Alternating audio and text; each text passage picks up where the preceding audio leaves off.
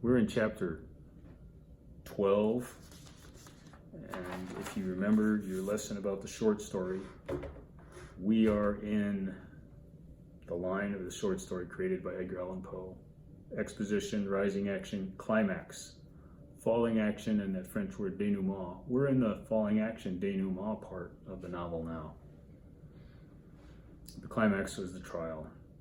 And I neglected to say that at the end of chapter 11, Finney hustles out of the trial saying, never mind, I don't want to hear this. And Jean hears him make his way down those marble stairs that were so menacing, and hears his cane ticking on the stairs, and then hears him crash. Finney has re-broken his leg. And immediately everybody crowds around Finney, and they swing into action, and they're trying to help him one way and trying to help him another. And they've got to get help from somebody. And so they can't get the doctor just then, so they get Phil Latham, the wrestling coach. And Phil Latham, Gene is talking about him as a wrestling coach who always says, give it the old college try. The guy went to Harvard, and Gene thinks maybe he was expelled for saying, give it the old college try, but that's not why he was expelled or dismissed. And so Latham wraps Finney in a blanket. He's got to be immobilized. And then he's lifted into a chair so he can be taken away. And Gene wants to help. He wants to wrap Finney in a blanket. He wants to help him, but he feels Finney might curse me and lose his head and then be worse off. But everybody is acting deliberately with total calmness of mind, presence of mind. They're very calm because there's an emergency. They have to take care of Finney. And Gene realizes what I do for Finney just won't seem like help, because Finney always thought of me as an extension of himself. And so anything you do for someone who's an extension of yourself is not help, it's something you just do. They get the doctor's car over there to take Finney to the infirmary, put him in it. Gene thinks about stealing the doctor's car. Again, that would be a great means of escape. Escape to the North Woods where everything's simpler. Escape from this place where this is happening. Escape from the world where there's a war going on. Gene walks over to the window of Finney's room in the infirmary. And on the way, he's thinking about how the doctor and the nurse and even Phil Latham, they all talk too much. And he's making smart aleck remarks, and he says, aren't I funny? Aren't I a card? Ha ha. But he's being kind of sarcastic with himself. Standing under that window outside the room that Finney's in, he starts to laugh very hard, and then he starts to cry. He's sort of acting like Leper. He's sort of having a PSD breakdown like Leper.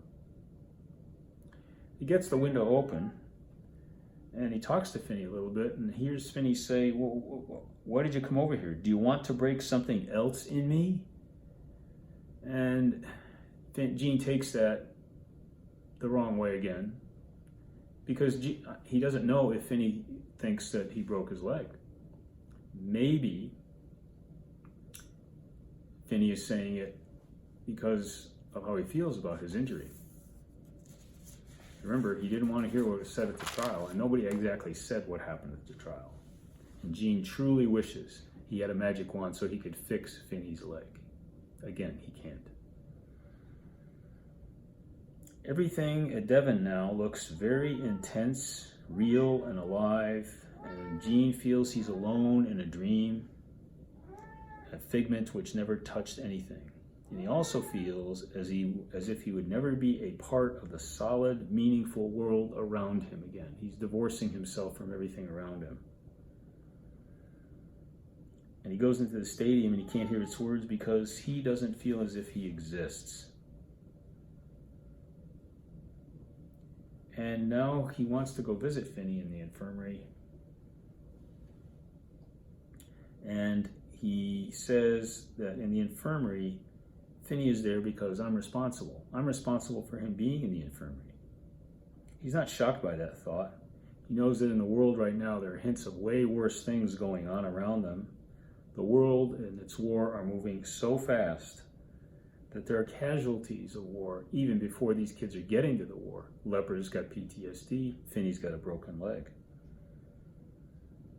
And so he thinks his brief burst of animosity was small in comparison to what's going on in the rest of the world. But again, he's accusing himself of something he might not have done. And there's a new element in Finney's life. It's the medical element. The medical element was absent before. He's never been sick a day in his life. Now he's in the hospital again. And so on that last night, Finney visits him because he feels he belongs there. And they get into a discussion. And Finney is angry. Finney is angry because he can't be part of the war. Not with a busted leg, he can't.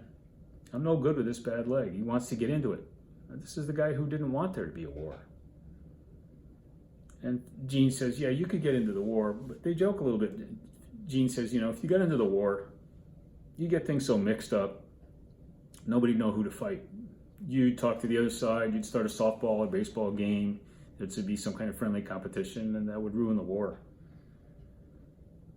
But we get now to this discussion between the two of them, and it goes something like this. Finney, I tried to tell you before. I tried to tell you when I came to Boston that time. I know, I remember that. He couldn't, after all, always keep his voice under control. What did you come around here for last night? I don't know. I went over to the window and placed my hands on the sill. I looked down at them with a sense of detachment. I had to. I thought I belonged here.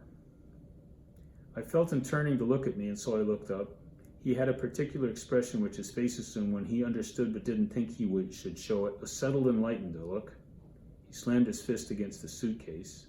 I wish to God there wasn't a war. They get into that discussion. But it goes further.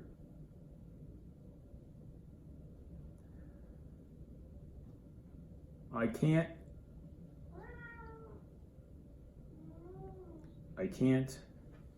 Yes, that was it. Oh, that was it. But how can you believe that? How can you believe that? I can't even make myself pretend that you could believe that.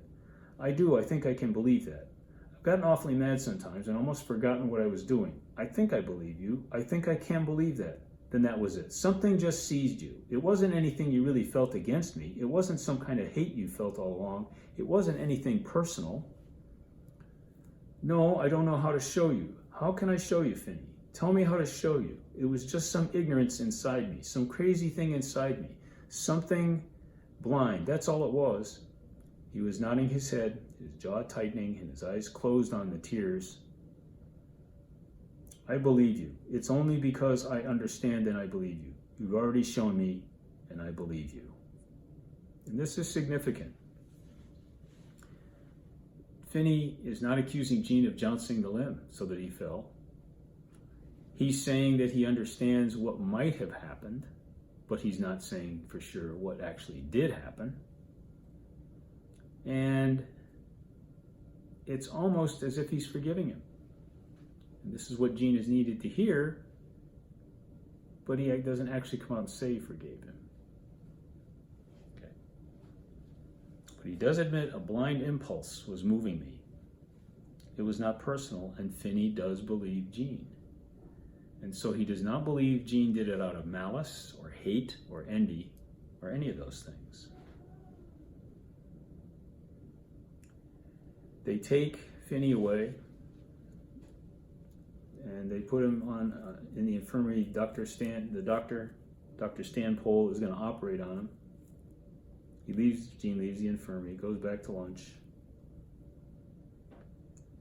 and goes back to see how Finney is doing. Dr. Stanpole said, "This is something I think the boys of your generation are going to see a lot of, and I will have to tell you about it now. Your friend is dead." Incomprehensible. Gene can't understand how this could happen. And the doctor says as he was moving the bone, some marrow got into Finney's bloodstream and into his heart. If you think symbolically, Finney dies of a broken heart.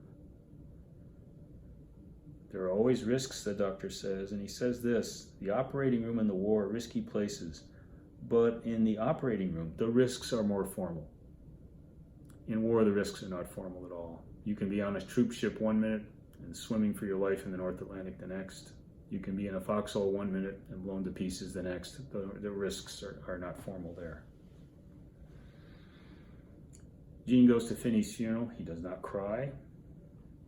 But at the end of this chapter, he says, I could not escape a feeling that this was my own funeral, and you do not cry in that case.